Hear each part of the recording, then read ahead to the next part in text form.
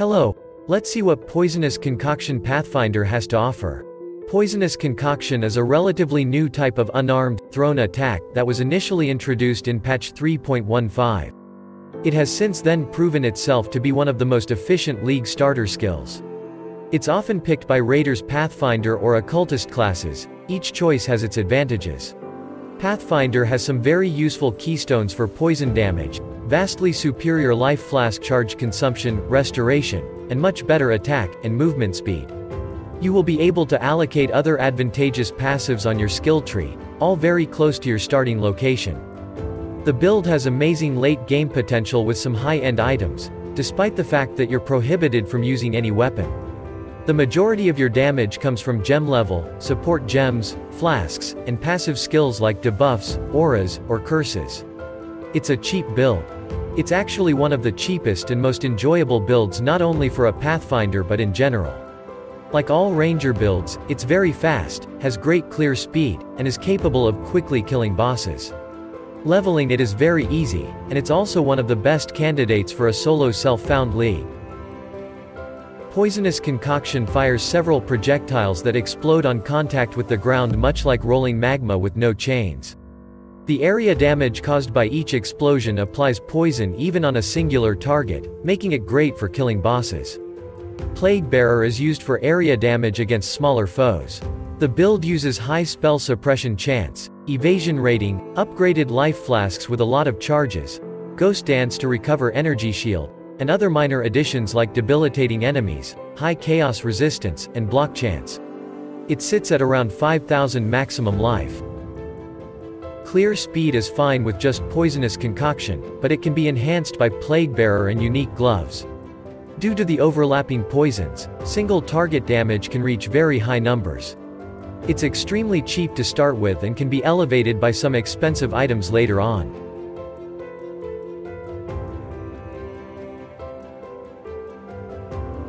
While this build is very flexible and doesn't require any specific uniques to work, you can greatly benefit from some of the ones listed here.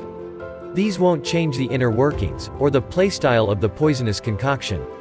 We've selected mostly cheap items as the price is one of the defining features here, but keep in mind that the value of many can shift, especially at the start of a new league.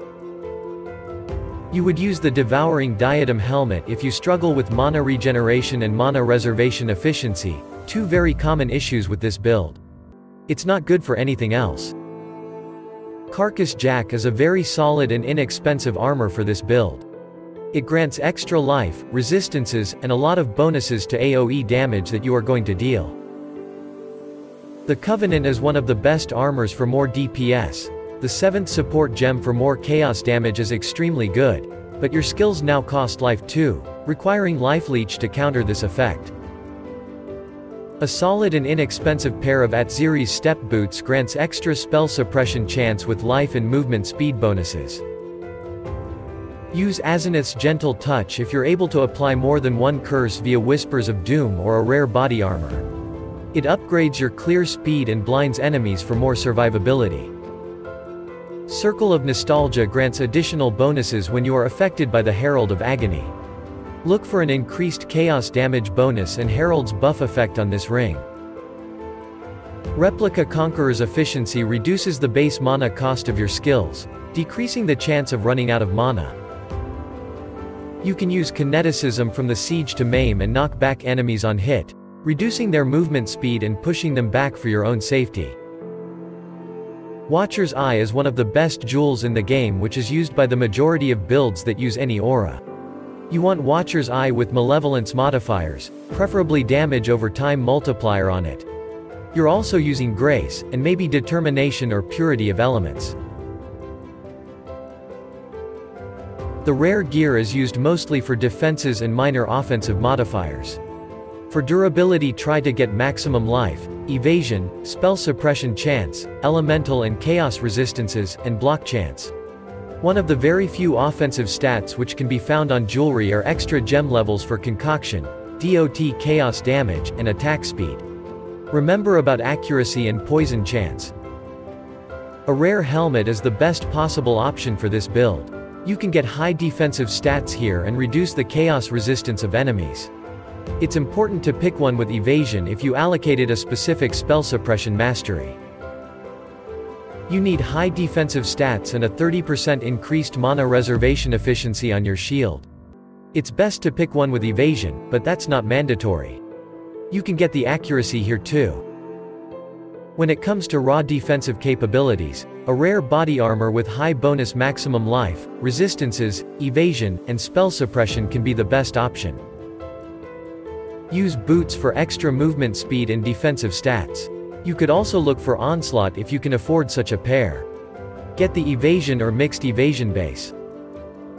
Gloves offer extra defensive stats, accuracy, and chaos damage over time multiplier bonus. Again, aim to get a base with an evasion rating.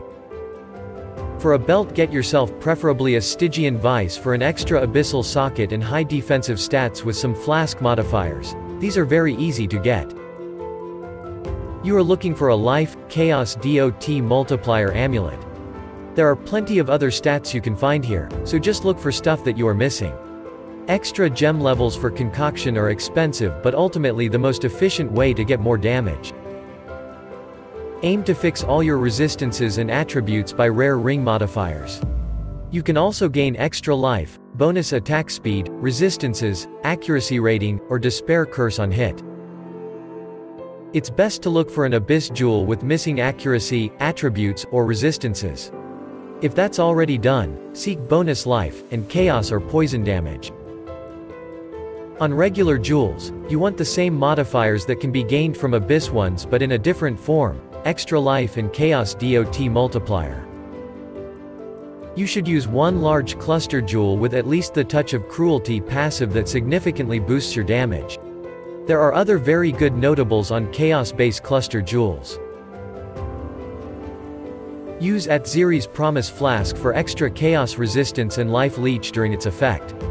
Witchfire Brew grants increased damage over time and despair aura, which is an easy way to apply your main curse in this setup. Vorana's Preparation generates ward when used, and applies debilitate to enemies when the effect ends, reducing the damage of nearby enemies. For magic flasks, you undoubtedly need a life one with extra maximum charges, Jade Flask for evasion, or a Quartz or Quicksilver Flask for movement speed or spell suppression. You might also need a Mana Flask.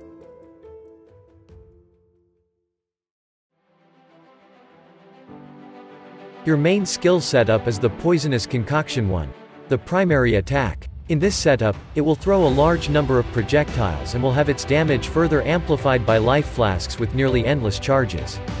Link it with Unbound Ailments, greater multiple projectiles, greater volley, void manipulation, and vicious projectiles. Nearly all of these have an awakened version that would be extra useful.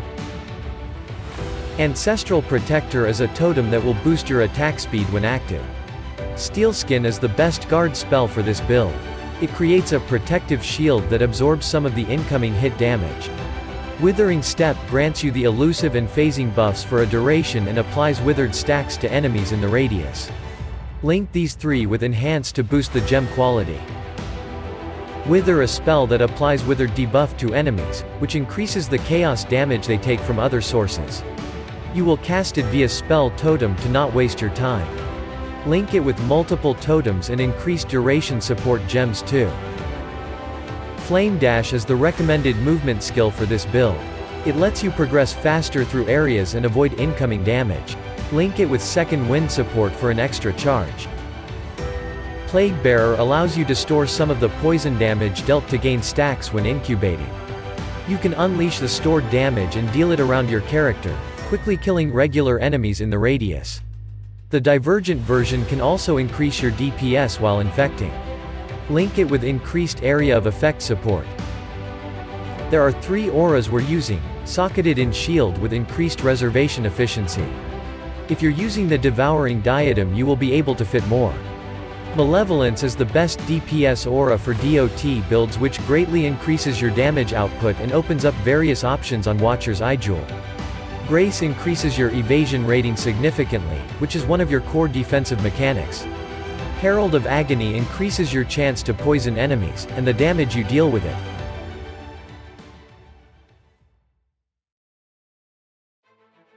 kill all 3 bandits in Act 2 to be rewarded with 2 extra passive skill points. For a major god, we've picked Soul of Solaris to take less area damage and physical damage reduction during boss fights, where you have to wait for your poison damage to grow. You can also go for Lunaris or Aracali since they're fine too. The Soul of Rislatha is very good, it grants you flask charges which are consumed by the poisonous concoction. There are a lot of useful nodes to pick on a skill tree. First, get the maximum life and chance to poison so you won't have to use support gems for that. Get chaos damage, damage over time, and accuracy to have decent damage. Life and mana leech will be important. Get some more mana reservation efficiency from charisma. Replenishing remedies are used for a passive life flask charge recovery. Get retaliation for shield related bonuses, evasion rating, and chaos resistance. For a keystone, we've chosen only Ghost Dance. The masteries to pick are life ones for more maximum life, utility, or life flask charges every 3 seconds as flask mastery, poison duration, faster poison, and plague bearer mastery as poison mastery, increased withered effect as chaos mastery, accuracy bonus from dexterity as accuracy mastery, more spell suppression chance if your helmet, gloves, and boots have evasion as spell suppression mastery, and corrupted blood immunity as resistances and ailment protection mastery. You can also go for Grace Reservation Efficiency as Evasion Mastery and Increased Effect of Auras as Reservation Mastery. We hope we've covered everything for a Poisonous Concoction Pathfinder. Like and subscribe. Bye.